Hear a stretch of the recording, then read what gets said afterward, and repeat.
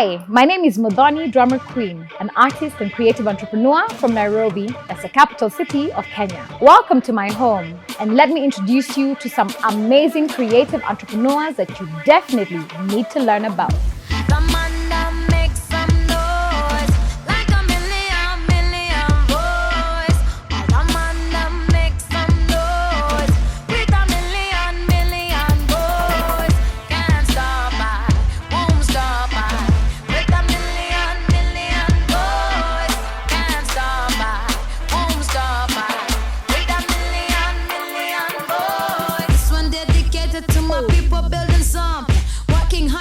Just found my fabric.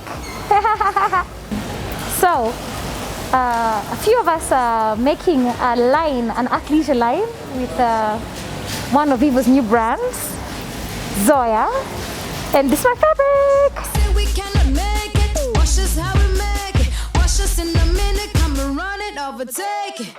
Hi, Wandia. Hey. Thank you so much for making the time. For you?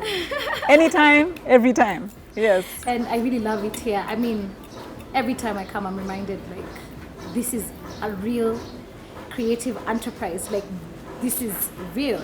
And I just wonder if we could start at the top. Vivo, how long have you been here? What do you guys actually do here? Okay, so we've been around about 10 years. It will be 10 years next May. We started off very much as a retail business. We were importing product and just selling them to customers, and we focused primarily on activewear, so things for fitness, for dance, and sort of casual clothing. 2 years into the business, so 8 years ago, we started to design and manufacture our own product. We started slowly, so initially it was about 10-20% of what we offered. We now produce all our brands locally. Most of it ourselves, but we outsource a bit of production to other factories in Kenya as well, so that's exciting. Nice.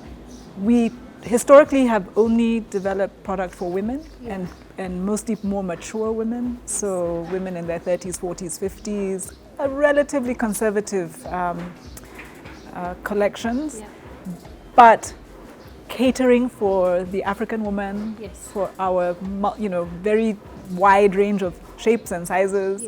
Colors that will really complement us, so we're not shy about doing like bright yellow dresses or orange or fuchsia pink or anything like that.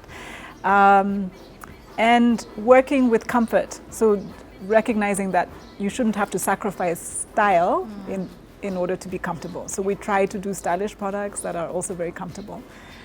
More recently, we've been branching out into other areas. We've also done quite a lot of collaborations, so we do a lot of the creative in-house. We look at what's trending globally, and we sort of say, well, how can we tailor that to suit this market? Because there are some things that would be considered very normal in other parts of the world. For example, showing a lot of skin at your back, but that's not something you see women doing here.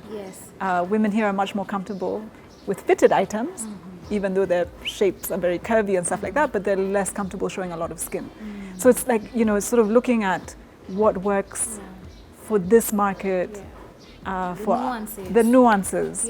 And because we produce locally, we're able to keep adjusting. So if we try something, put it into the market and the response isn't great, then we'll know, well, next time let's try it a bit differently. And our speed to market is pretty short, so we're able to cater for all those changes. Wow, that's really dope. And it's a lot of testing, a lot of mistakes. I don't even want to call them mistakes. A lot of lessons, constantly learning lessons. R&D as well, right? But our R&D is more the market. Indeed. We would rather take it to the market. try making something, put it in the market, see how it responds, and then that's our research. Absolutely. I suppose that there must be things that you just see very differently because you're on both sides. So you are a producer and you are a retailer, and there's quite a number of steps in this process between when something is an idea to somebody actually wearing it. I wonder if there's any insight you can share about some things that Vivo has learned over the years around sort of our value chain, some gaps that you see, or some...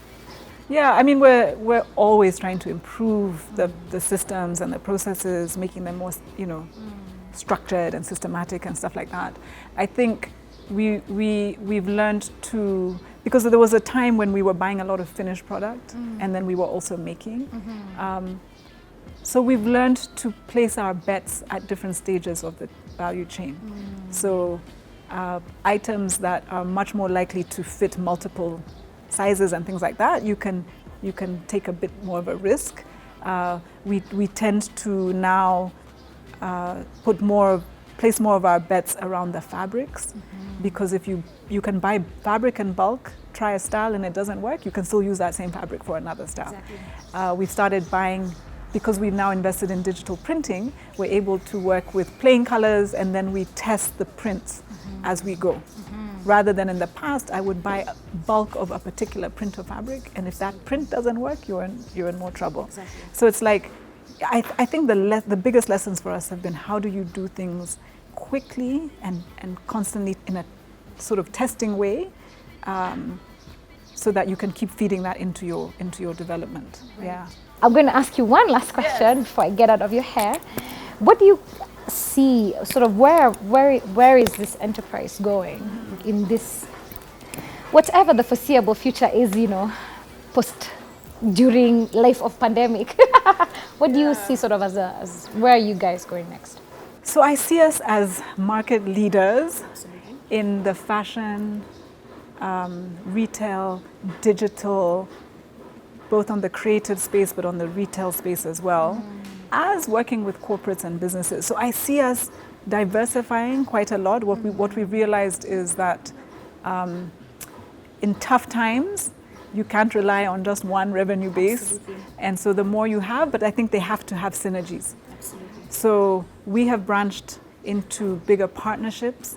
We're doing a lot more developing products with partners. So we're about to launch a denim brand. We're also looking at our capacities. So you look at, well, what do I have? What are the assets, the resources, the skill sets, the tools, the capacity that I have, and how can we create value for different markets out there? We're also looking at an export market. So also realizing that if this economy might be struggling for a while, it's time to be looking outside. Absolutely. But again, with the right sort of product fit. And then we'll continue developing our brands, the brands that we have, and some new ones that we're also thinking of building as well. So it's a multi-pronged approach, but where there is some synergies and linkages between them. So it's not like we're doing this and then we're growing potatoes and trying to, do you know what I mean? Like these things have to build off of each other. Absolutely. Yeah. Wow. So sorry, I should have mentioned as well, which is a huge part of where we see our growth, and that's with the platform that we launched last year, which is Shop Zetu, which is a multi-brand marketplace specializing in fashion, beauty, and accessories, highly focused on African brands, but not limited to that. And again, trying to offer a one-stop shop for people who want to see the best that's out there. So if you're looking for women's clothing or children's clothing or makeup products or accessories, jewelry, things like that, how do you go to one place? So it's not a marketplace like an Amazon, which I see more as a supermarket type approach. This is more of a department store, but online. And then what we do is we curate the content. We see the products, so we know what we're putting on the site is what you're getting. We inspect the quality and stuff like that. And then we help with the marketing, the customer service, the logistics. So for a brand that has always just been in a physical store and they're like, where do we start? How do we even start creating hundreds of pictures for all our items? Exactly. Partner with us. We have the in-house capacity to create content. We know how to market it on social media, do the digital marketing and stuff like that. So we think Shop Zetu will become a platform that will carry hundreds, if not thousands, of different brands and give people the choice of everything that's out there. Yeah. It's a huge undertaking. It's a necessary undertaking. You're such a titan. Thank you so much for making time to speak. Thank you. Thank you so much. Bye. Like the owners, sipping on Coronas, looking at the phone. All them pretty boys come and tell us how they want. Mambo ni kungoja, aki utangoja. Sinaga my time, saku waiting na be order. Planning how we want, discover the walks, riding on the drums and the clouds.